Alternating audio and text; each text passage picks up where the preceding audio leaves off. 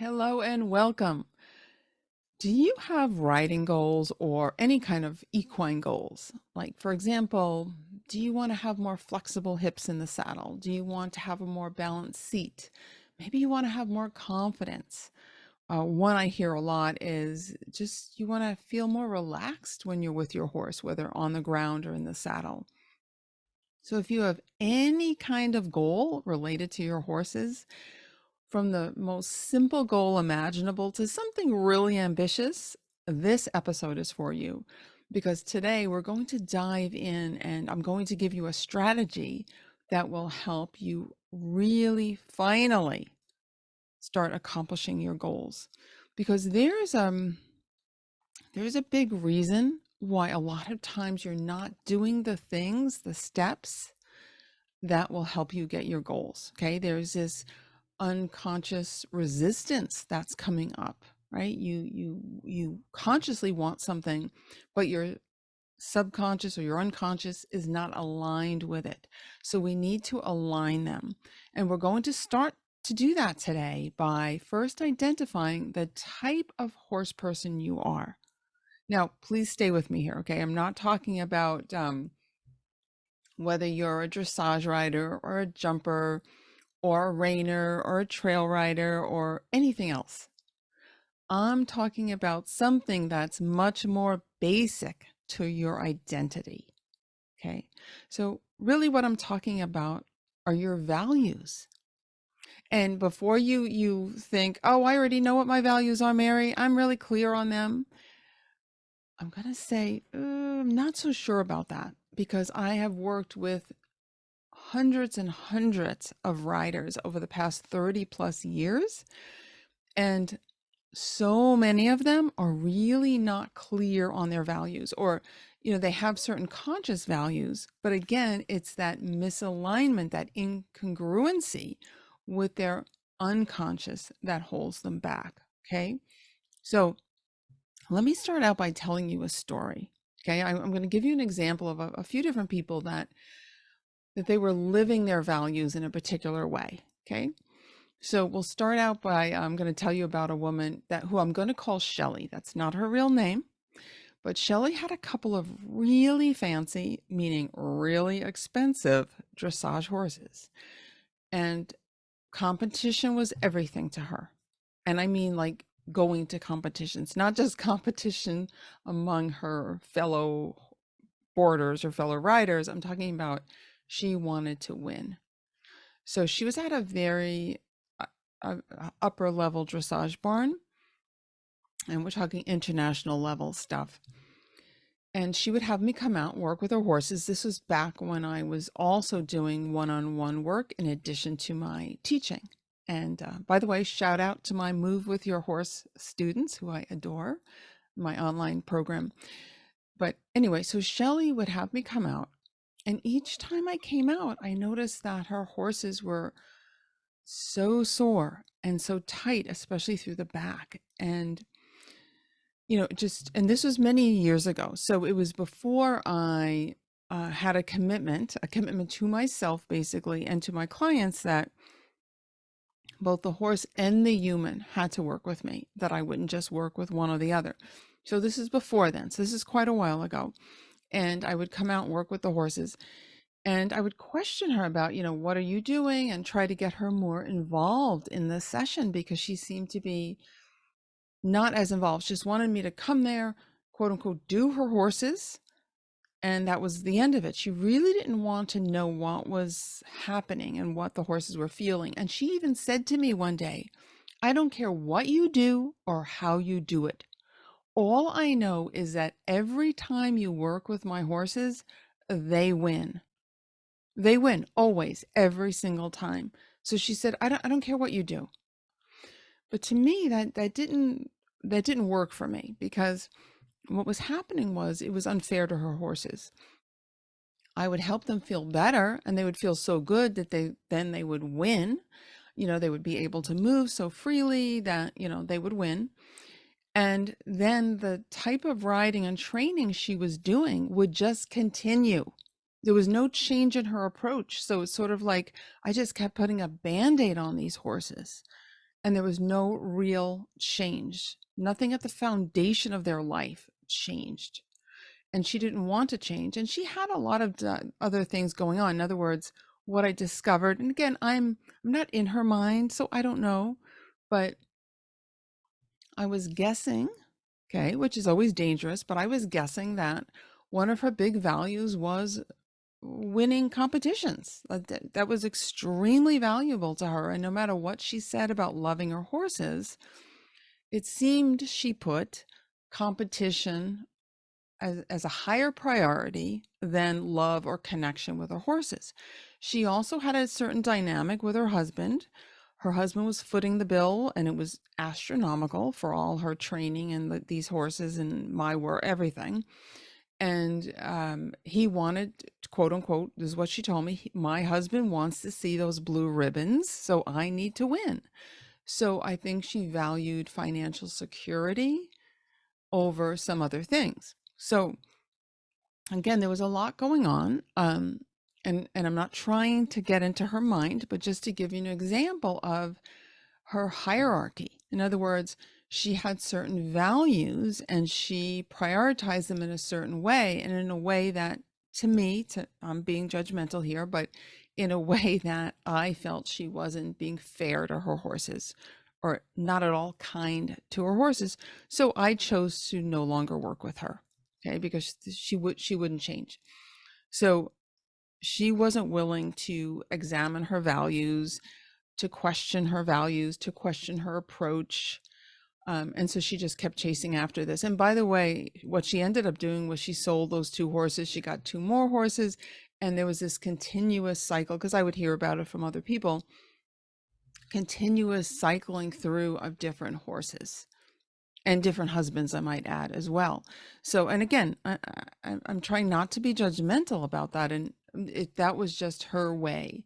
So she had certain values, and who knows why she chose those, but she did.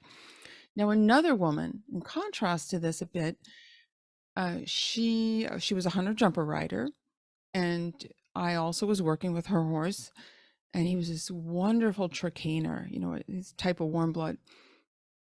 And his back was incredibly sore.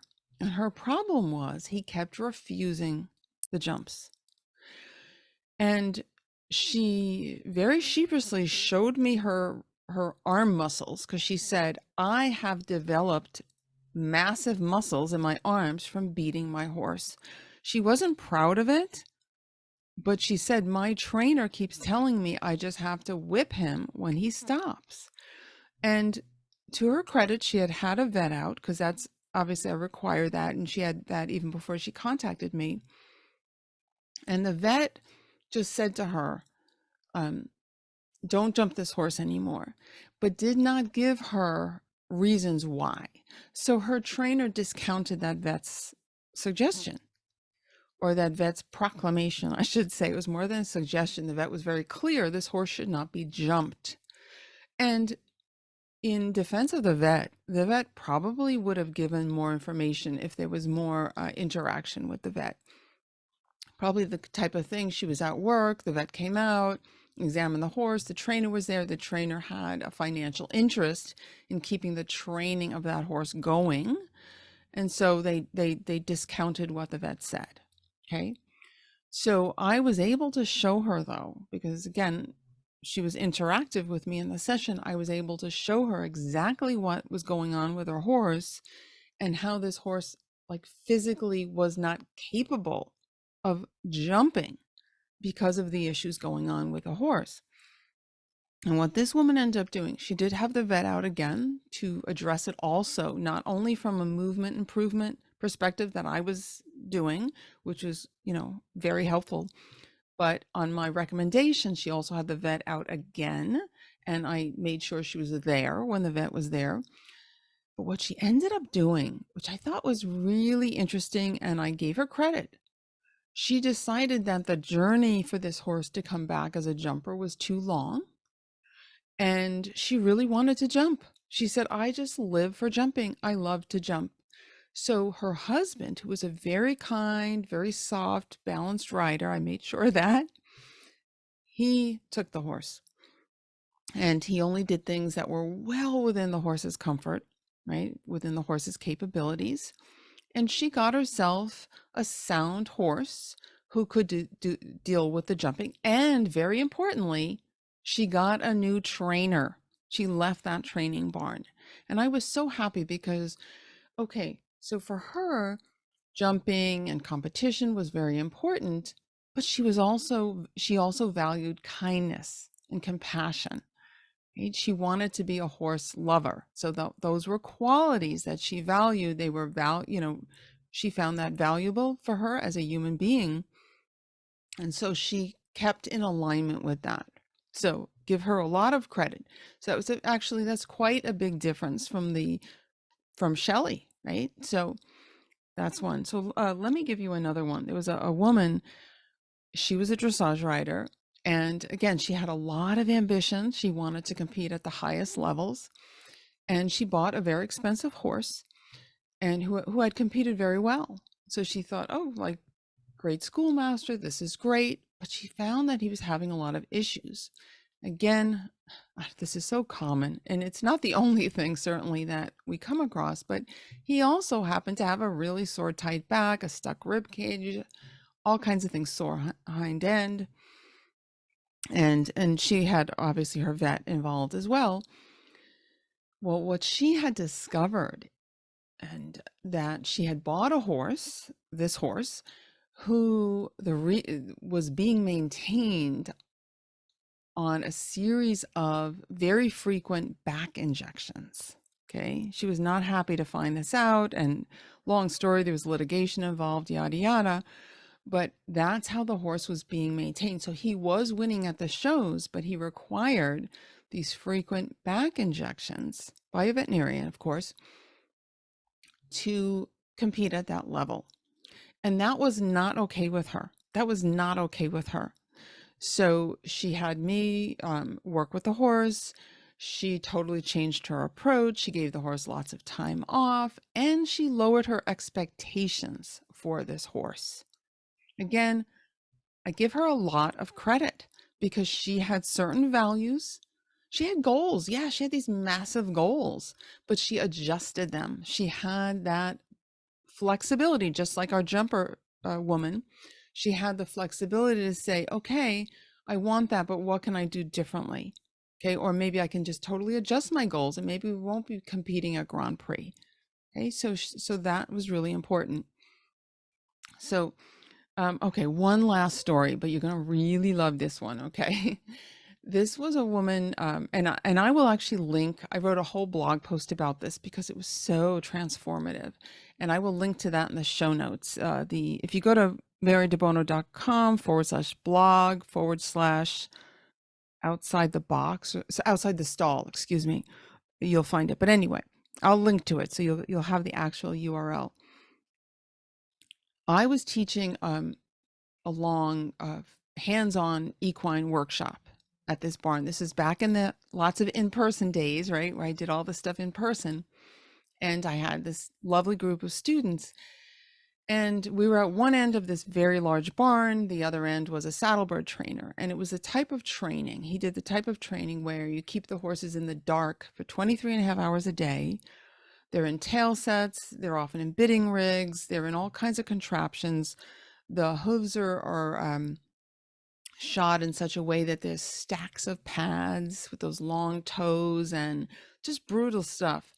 The horses are taken out, so they're kept in this very dark confinement. They're taken out to be ridden, I'll just say exuberantly is a nice way of putting it, for about a half an hour and then put back again. And this young woman was one of his students, one of his clients. And she approached me and my group because her horse wasn't picking up the right lead, and they had this big show coming up, and, would I help? Anyway, it's a long story because, yes, my students wanted to just fight with these people because of the type of training they were doing, but I advised them not to do that. And long story short is, this young woman who had spent her entire life enmeshed, just in this saddlebred culture, if you will, That's all she knew. She was born to a family that did this. She married into a prominent family that did this. She loved her horse, but she didn't know anything was wrong with what they were doing. But through the work that I did, and I explain this in great detail in the blog post, and I explain how we helped this horse. Yes, after one session, the horse could pick up the right lead. That was wonderful. But that wasn't the most exciting part of the story. The most exciting part of the story, I'm just going to give you the punchline, is she quit that whole industry. And she was able to transition out of that and with that same horse because she valued her connection and love for that horse higher than staying in that culture of, that type of training. She started to question it. So she started to align her conscious and her subconscious.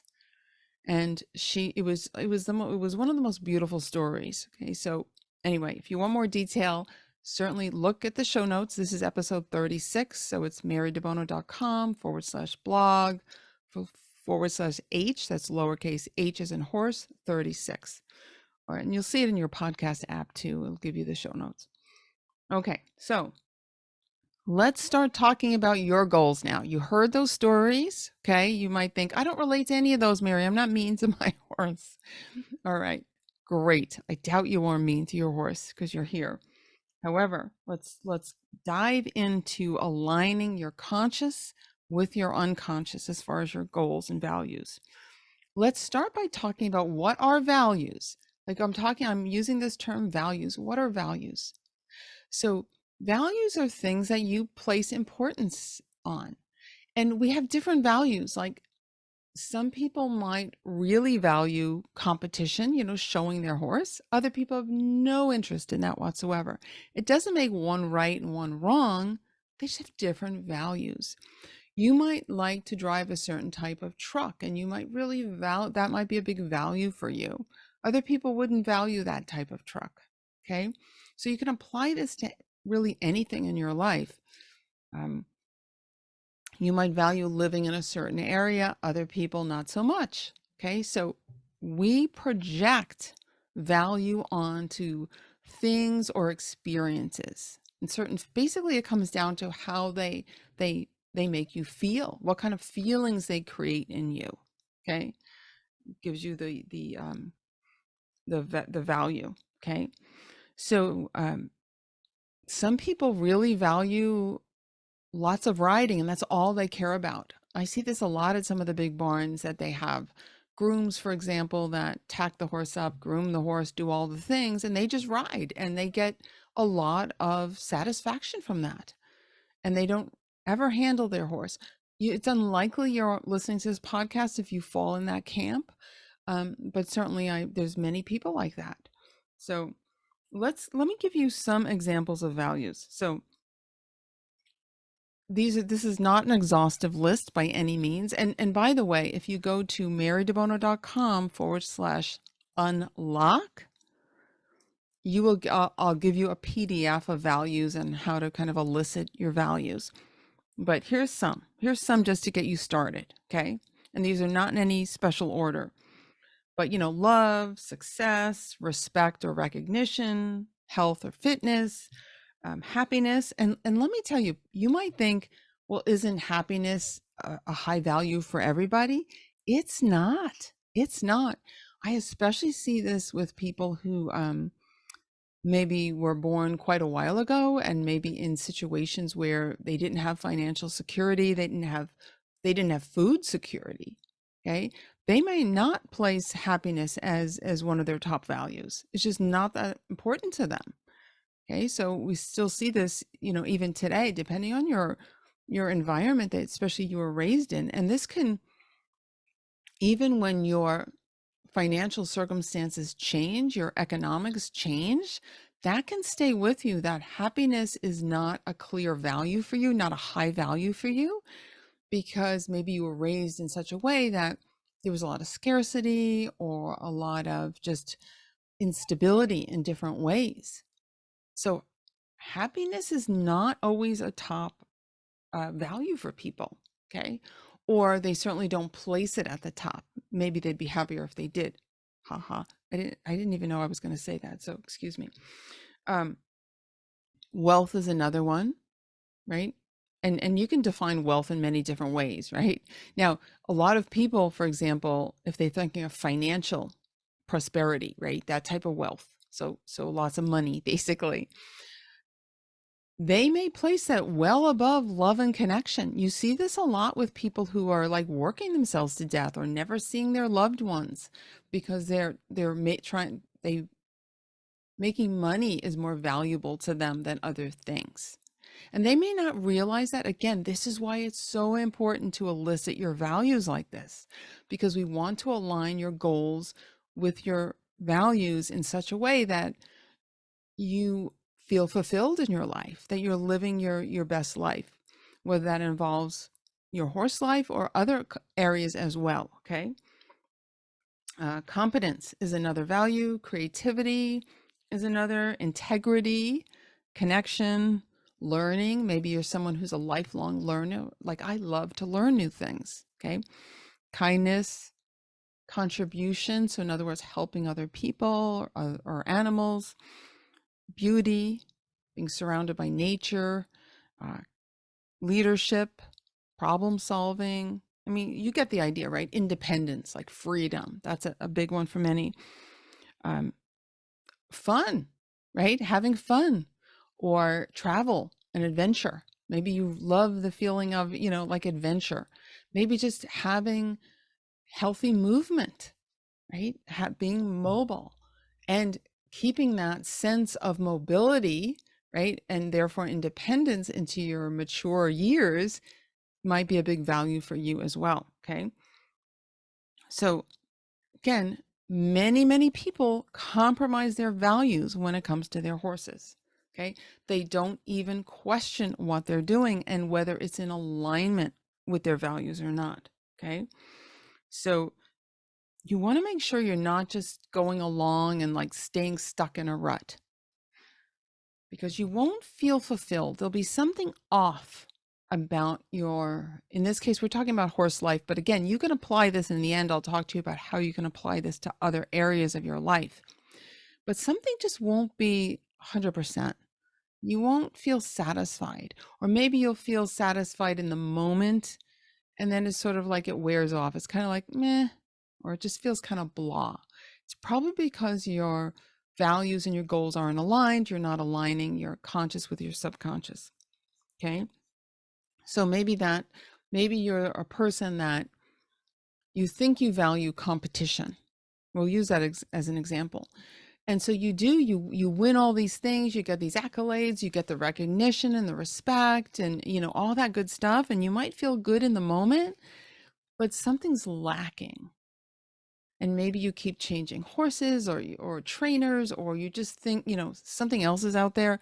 And it's really because you're not truly aligned with your values. Okay. Maybe you have external pressure that other people are telling you that you have to ride a certain way or do certain things, but it's not in alignment with what you know on that unconscious level to be true for you, to be valuable to you. Okay. So the key thing here is to do this, is to do things, to create experiences that give you the qualities or the characteristics that align with your values.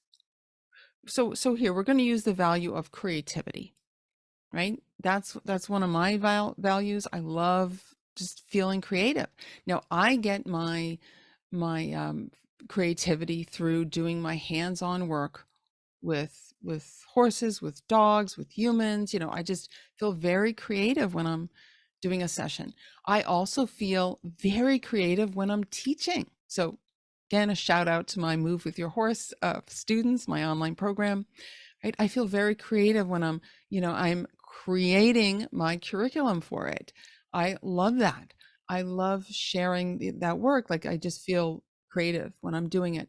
I also love doing liberty play with my horse. One reason is because I'm very creative. I feel very creative when I'm doing it. I have to come up with all kinds of ways of teaching him certain things, right? And it's really fun. So fun is another value. So you want to choose the experiences very consciously that align with the qualities that you want to experience. Okay. So maybe another one is connection, right? You want to feel connection. So, for example, the work that I teach, you get a very strong sense of connection with your horse when you do it. Also, we have a component of the work that I teach where you're improving your own movement. And we do something called the Feldenkrais method, awareness through movement lessons. And they're like very gentle exercises that totally can transform your movement and help you be flexible, balanced, and all that good stuff. And you also feel very connected to yourself. Okay. You become your own inner authority and you don't succumb as easily to that outside pressure that you might be feeling, even unconsciously. So that's another way to embody connection. So there's all different ways. You may have many other ways of feeling connected. Like you might do something where you're just hanging with your horse and you just start to really feel that connection. Or so think about the different ways that you can experience the characteristics that you value. So I hope that makes sense. So in other words, you list out your values, and it's very, very helpful. It's very helpful to prioritize them, to say, which ones are at the top and which ones are valuable, but maybe less so. Okay. Because you want to make sure you're really getting those high value ones. Okay. Those high priority.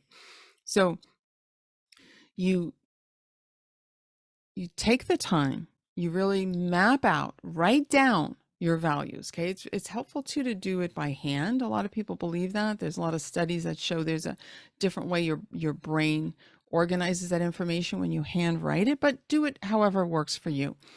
Just do it. I would say just do it. And then what you want to do is, again, so contribution to others, maybe that was one of your values.